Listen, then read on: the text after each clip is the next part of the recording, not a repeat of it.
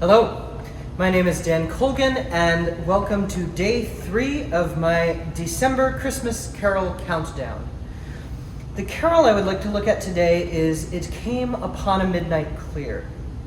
The text of this was written by Edmund H. Sears, a Unitarian pastor who lived from 1810 to 1876. He grew up on a farm in Wayland, Massachusetts, and attended Union College in Schenectady, New York, and ended up teaching in Brattleboro, Vermont, and serving churches in Massachusetts. Our carol today was first published in a Unitarian newspaper called the Christian Register in December of 1949. It's considered to be one of the very first social gospel carols, or social gospel hymns. Hymn scholar Paul Westermeyer points out a number of paradoxes surrounding this. Although it's perhaps one of the best-known Christmas carols, it never actually refers to Jesus' birth, just, quote, "the message of peace the angels bring." It uses the text encircling years to suggest the eternal return and view of reality as circular and repetitive, but at the same time, it later references the time foretold, which also suggests a linear view of history that many or most Christians tend to take. One can also look very closely at this hymn and read it as a suggestion at the implication for social justice. But you could also read it in regards to social justice with no propelling force to sustain it.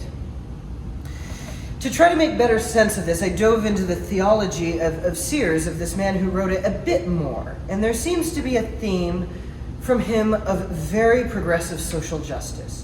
Mind you, this is the 1830s, 1840s. Sears was preaching equality between women and men, even within the politics of the church itself. He would also deliver sermons on how slavery in any form was truly, truly evil. Yeah, he was in the north, he was in Vermont, Massachusetts, but this was still 10, 20 years before the Emancipation Proclamation. So I want to read 3 verses of this. I'll read what's printed in our hymnals is 1, 3, and 4.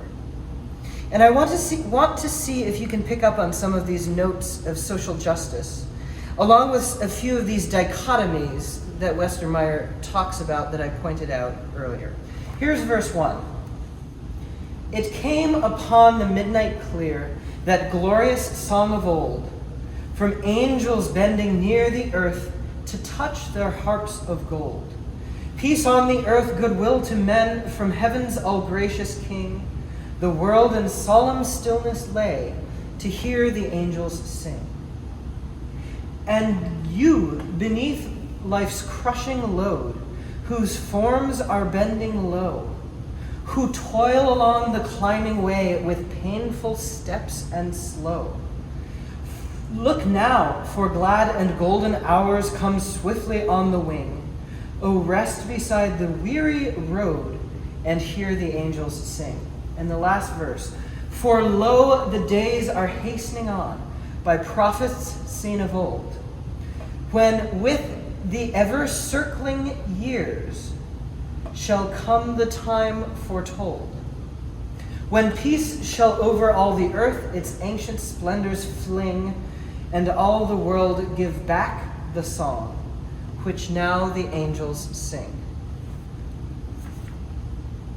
There are primarily 2 tunes associated with this text. The one I grew up with and the one that's used here in the Lutheran tradition is by Richard S. Willis. Willis wrote this tune to a completely different text called See Israel's Gentle Shepherd Stand, which didn't really catch on. Then he changed a couple notes and set it to a different Christmas carol, While Shepherds Watch Their Flocks at Night, and gave it the tune name Carol. That version was then taken by the Methodists, who used it with this text for the first time in the Methodist Episcopal Hymnal of 1878. The other tune found with this text in some frequency is by Arthur Sullivan. And if you're thinking Gilbert and Sullivan, yeah, you'd be right. Same guy. He was an organist as well. This tune is used mostly in English and Anglican circles. I'll play through both tunes, starting with the Sullivan, followed by the Willis.